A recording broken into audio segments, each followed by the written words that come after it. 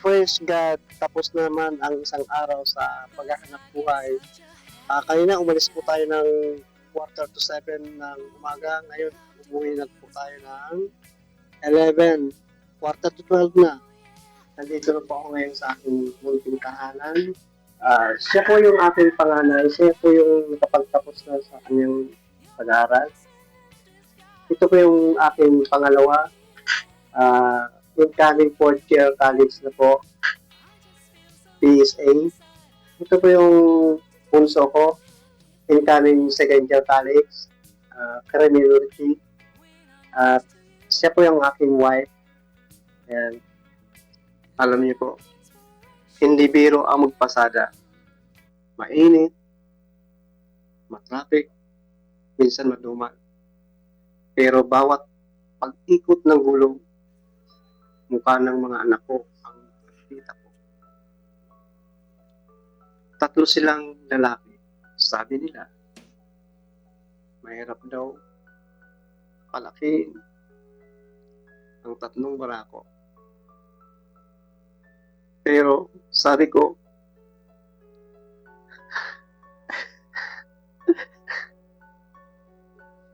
basta't marangal ang trabaho, walang imposible.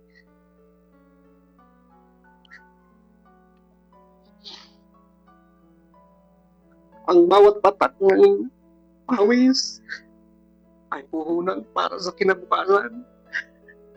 Saludo lahat ng mga magulang na lumalaban sa kalsada para sa pangarap ng kanilang mga anak. At sa aking mga kapwa driver, kung kayo mawala ng pag-asa, basta lumaban lang kayo ng patas habang buhay may pag-asa. I think graduation, may video siya nung kanyang panganay. Opo. Ano ho ito yung mga nag-working student, no? Ang kwento ni tatay. Yes, yung isa sa mga anak Okay. niya. Oo. Sige, yung 2,000 po kasi, ang sabi niya, pandagdag pantuition sa bunso. At Kasi natanong graduate natin na yung siya, isa. kahit na po off the air lang, magkano ba ang pang-tuition sa per semester. Ngayon po, tanungin lang natin si tatay. Tatay Samuel, Po, good morning sa lahat ng mga viewers at kay Ted Pylon at kay Bridget Chacha. Good morning po. Samuel, nasa ka ngayon? Sir, nandito po ako sa Veteran Hospital, Quezon City po. see. Nakaparada ka muna? Yes po. Yes po. Sige.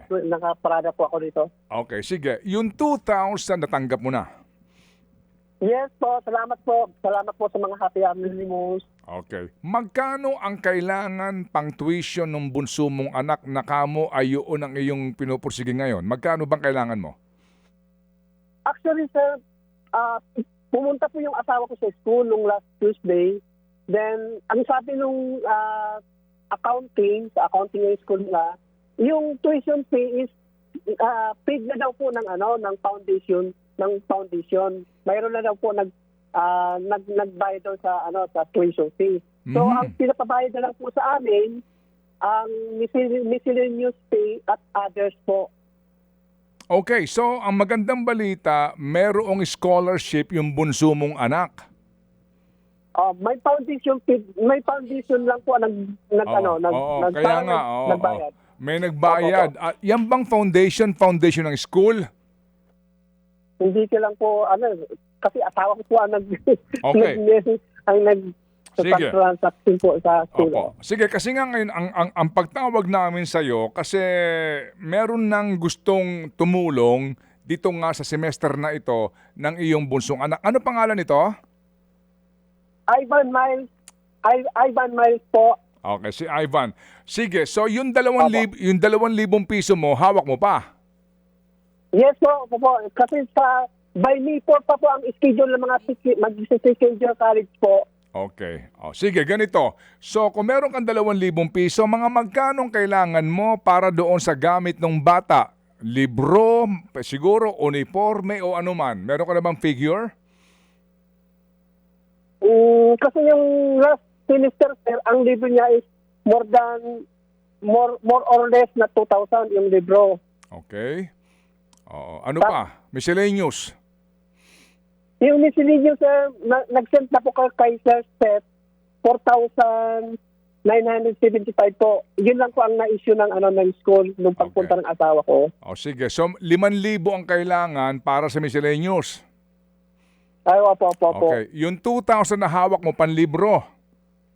Opo, sir. Okay, so meron ka ng 7,000 kung sakasakali na may aako dito. O sige, ganito, baka naman kailangan ng anak mo ng uniforme. Sir, itatry ko muna, sir. Tanungin yung asawa ko, sir, kung okay pa ba or ano. Sige, or okay. kung ano pa po yung... Ganito Opo. ganito ang atin ha. Sige, so meron ka ng 2,000, may 2,000 ka. Yes po. Okay, tabi mo na Opo, yan opo. ha. Oo.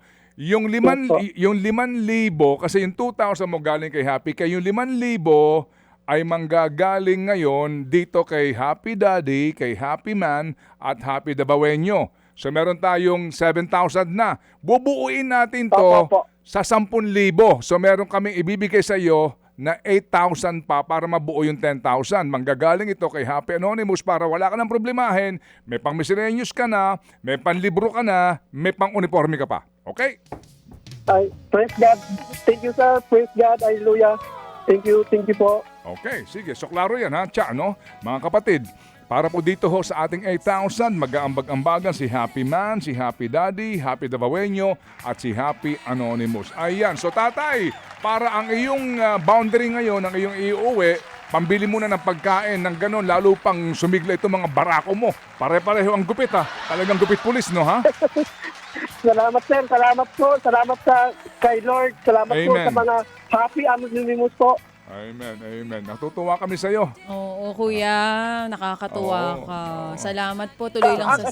Actually, sir, talagang salamat po sa inyong programa dahil kumbaga kami yung kayo yung panglinis ng aming mata. Minsan naluluwa kami sa mga narinig namin o talagang natatas kami sa lahat ng mga na-share nyo na sa inyong programa, sir. Talagang nakakatas po talaga ang inyong programa, sir. Sa araw-araw namin napakinig, sir.